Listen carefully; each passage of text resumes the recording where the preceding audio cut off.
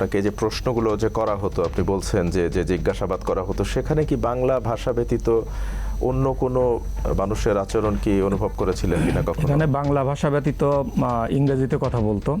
আচ্ছা। এবং আমার এটা স্পষ্ট মনে আছে, যেহেতু আমার বাড়ি ইন্ডিয়ার পাশে এবং ছোটোবেলায় আমি অনেকবার ইন্ডিয়ায় গিয়েছি, আর আমার বাড়ির আশপাশে অনেক ইন্ডিয়ান লোকজন আছে, সুতরাং ইন্ডিয়ার যে টানটা আছে কথা বলার, এই টানটা আমি স্পষ্টভাবে বুঝি যে এরা ইন্ডিয়ান। তো ওখানে যে ইংরেজিতে যে ব্যক্তিরা কথা বলতো, তার আমি 100% শিওর সেই ইন্ডিয়ান নাগরিক। অর্থাৎ ইন্টারোগেশনের সময় আপনার যে প্রশ্ন করতো? না, ইন্টারোগেশন সময় আরেকজন প্রশ্ন করতো। আচ্ছা। আর প্রশ্ন করার পরে উনি কিছু কিছু কথা বলে দিতেন, সেটা ইংরেজিতেই বলতেন। আর যখন ওনাকে বলতেন তখন উনি সেই প্রশ্নগুলো আমাকে আবার করতো। আচ্ছা, আপনাকে যে তুলে নিয়ে যাওয়া হলো, এর আগে কখনো কি এমন মনে হয়েছে বা কেউ ফলো করছে বা কোনো সন্দেহ কখনো আপনার হয়েছে কিনা, বা টাচ করতে পেরেছিলেন কিনা? হ্যাঁ, এটা আমি টাচ করতে পেরেছিলাম।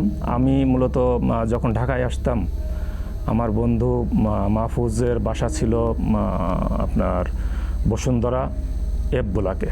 আচ্ছা। ওইখানে আমি এসে থাকতাম আর কি। তো আমাকে যেদিন ধরে তার এক সপ্তাহ আগে ওখানে যে নাইট গার্ড আছে, মানে দারোয়ান আছে, উনি আমাকে বলতেছে, নাজিম ভাই আপনাকে তো 2জন লোক খুঁজতে আসছিল। তা আমি বললাম যে আমাকে কেন খুঁজতে আসবে? তো ওগুলো এসে আপনার কথা জিজ্ঞেস করলো, এখানে নাজিম নামে কেউ থাকে কিনা। তা উনি বললো যে এখানে তো অনেকেই আসে, তো নাজিম নাম কিনা আমি এটা বলতে পারবো না। তো আমি বললাম যে তাহলে আপনি এছাড়া আর কিছু বলছে কিনা? তা বলছে যে এখানে 2-1 দিনের ভিতরে কেউ আসছে কিনা। তা আমি বলছি হ্যাঁ 2-1 দিনের ভিতরে আসছে। জিজ্ঞাসা করছে যে কয় তলায় থাকে। তা আমি বলছি যে 3 তলায় থাকে, অথচ আমি নিচ তলায় থাকতাম। এই কথা সে কেন বলছে সে ওই বলতে পারবে। সে আমার সঠিক রুম নাম্বারটা দেয়নি, সঠিক তথ্যটা তাদেরকে দেয়নি। আচ্ছা। এরপরেও আমি ওই যেদিন এই ঘটনাটা ঘটে, আমি এটাকে গুরুত্ব দিই, কারণ আমি কোনো অপরাধের সাথে তো জড়িত না। আর শুধুমাত্র লেখালেখি করার জন্য যে আমার পরে এরকম একটা বিপদ আসবে, এটা আমি কল্পনাও করিনি কখনো। এরপরেও তার 2 দিন পরে আমি যে আপনার নয়াপল্টনে আল রাজি যে বিল্ডিংটা আছে, ওখানে গেছিলাম একটা মিটিংয়ের জন্য। তা ওখানে একটা মিটিংয়ে যাওয়ার পরে ওখানে আমার মনে হলো যে কেউ আমাকে ফলো করতেছে। আমি স্পষ্ট টের পাচ্ছিলাম যে আমাকে কেউ ফলো করতেছে। ওটাকেও আমি গুরুত্ব দেইনি।